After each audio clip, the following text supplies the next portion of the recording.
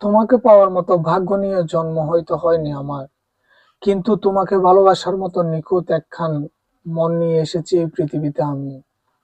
তাই পাওয়া না পাওয়ার হিসাব মিলাতে চাই না, শুধু জানি আমরণ অব্দি ভালোবাসবো তোমায় নিঃশব্দে নিঃস্বার্থে।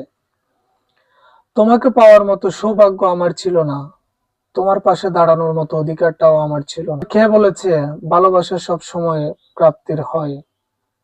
আমার জন্ম হয়েছে এক কান নিখুঁত মন নিয়ে, যে মন শুধু তোমার জন্য দুঃখ করে, যে ভালোবাসতে জানে সে নিঃস্বার্থভাবে ভালোবাসে, পাওয়ার আশায় না, হারানোর ভয়েও না।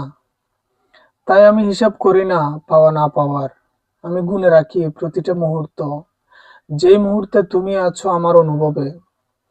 তুমি কি জানো, তুমি আমার পাশে না থাকলে আমার প্রতিটা নিঃশ্বাসে তুমি আছো, আমার প্রতিটা স্বপ্নে তুমিই আছো, আর শুধু তুমি থাকবে আমার মৃত্যু পর্যন্ত। কি ভালোবাসাটাই নাই দিলে, শেষে গিয়ে মুখের হাসিটাও কেড়ে নিলে। শুরুতে কত মায়া ছিল তোমার চোখে, কত যত্ন ছিল তোমার কথায়, তোমার সে ভালোবাসার টান আমি আমার পুরো পৃথিবীটাকে তুচ্ছ ভেবেছিলাম। ভেবেছিলাম জীবনের বাকি পথটুকু তোমার হাত ধরে পাড়ি দিব, কিন্তু তুমি সেই ভালোবাসার মায়া জালে আমাকে এমন ভাবে জড়ালে যে আজ বের হওয়ার কোনো পথ নাই। ভালোবাসা তো ঠিকই দিলে, কিন্তু বিনিময়ে আমার জীবনের সহজ সরল হাসিগুলো তুমি কেড়ে নিয়ে গেলে। আজ আয়নার সামনে দাঁড়ালে নিজেকে চিনতে পারি না।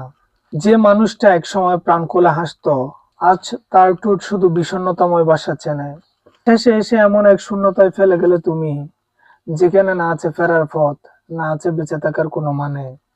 আমার সাজানো বাগানটা মরুভূমি করে দিয়ে তুমি ঠিকই চলে গেলে, কিন্তু আমার হারানো হাসিটুকু আর ফিরিয়ে দিয়ে গেলে না। মানুষের মায়া কি পরিমাণ ভয়ঙ্কর, সেটা তোমার মায়াটা না পড়লে বুঝতে পারতাম না। আগে ভাবতাম ভালোবাসা মানে কেবল আনন্দ আর একগুচ্ছ সুখের অনুভূতি, কিন্তু তোমার প্রেমে পড়ার পর বুঝলাম মায়া আসলে এক অদৃশ্য শেকড়, যা মানুষকে তিলে তিলে ধ্বংস করে দেওয়ার ক্ষমতা রাখে। এই যে প্রতিটা মুহূর্তে তোমার কথা মনে পড়া, তোমার মেসেজের অপেক্ষায় থাকা, কিংবা তোমার একটু অবহেলায় বুক পেটে যাওয়া, এইসব কিছুই সে ভয়ঙ্কর মায়ার ফল। মায়া মানুষকে এমন এক জায়গায় নিয়ে যায় যেখানে নিজের ওপর কোনো নিয়ন্ত্রণ থাকে না। জেনে শুনে আগুনের দিকে ঝাঁপ দেওয়া পতঙ্গের মতো আমিও তোমার ওই মায়ার জালে নিজেকে সঁপে দিয়েছি। এখন চাইলেও ফিরতে পারি না, আর না পেরে প্রতিনিয়ত এক অদৃশ্য যন্ত্রণায় চটপট করি। সত্যি মায়া বড় সর্বনাশা জিনিস। একাকিত্বই আমার সবচেয়ে আপন আশ্রয়। মানুষ ভাবে আমি সুখী, অদম্য শক্ত, কিন্তু তারা জানে না প্রতিটা রাত আমার কাছে এক একটা যুদ্ধক্ষেত্র, যেখানে আমি চুপচাপ নিজের সাথে লড়ে যাই। নিজেকে বারবার বুঝিয়ে বলি তুই ভালো আছিস, অথচ আমি জানি আমি ভালো নাই। আমি প্রতিদিন একটু একটু করে ভেঙে যাচ্ছি, আর অদ্ভুত ভাবে এই ভেঙে যাওয়াটাকে আমি যেন ভালোবেসে ফেলেছি। ধ্বংসের ঠিক মুখোমুখি দাঁড়িয়ে মুচকি হাসি দেওয়া মানুষটাই আমি। হয়তো পাগল, হয়তো অনুভূতির ভিতরে লুকিয়ে থাকা এক অতল অন্ধকারের বাসিন্দা। ভেতরে ভিতরে কতটা ভেঙে পড়েছি তা কেউ দেখার নাই, কারণ আমি শিখে গেছি কিভাবে কষ্ট লুকিয়ে হাসতে হয়। যেদিন ভেতরটা সম্পূর্ণ ভেঙে চুরমার হয়ে গিয়েছিল, সেদিনও বাইরে থেকে এক ফোঁটা হাসি মুখে নিয়ে সবার সামনে শক্ত হয়ে দাঁড়িয়েছিলাম আমি। কেউ টের পাইনি আমি তখন নিজেকে হারাচ্ছিলাম। কষ্টগুলো এখন আমার নিত্য সঙ্গী।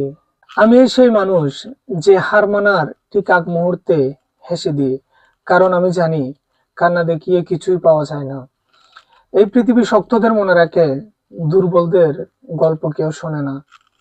তাই আমি অদ্ভুত অনুভূতির আগুনে পুড়ে যাওয়া এক নীরব যোদ্ধা। আমার জীবন কোনো সুখের নয়, এ এক নিঃশব্দ বিপ্লব, যেখানে হাসির আড়ালে লুকিয়ে থাকা হাজারো না বলা কথা, না পাওয়া প্রিয় মানুষ, ভাঙা স্বপ্ন, আর ধীরে ধীরে হারিয়ে যাওয়া আমি নিজেই। আর আমার জীবন ধ্বংসের পেছনে একমাত্র কারণ কি জানো? সেটা হলো তোমার ওই মায়া। মায়া বড়ই খারাপ জিনিস, না যায় বলা আর না দেয় ভালো থাকতে। পরিশেষে বলতে চাই, মিস করাটা যদি নোটিফিকেশন হয়ে তোমার কাছে যেত, তাহলে হয়তো তুমি কোনোদিন শান্তি মতো ঘুমাতেও পারতা না। আমি তোমাকে এতটাই মিস করি।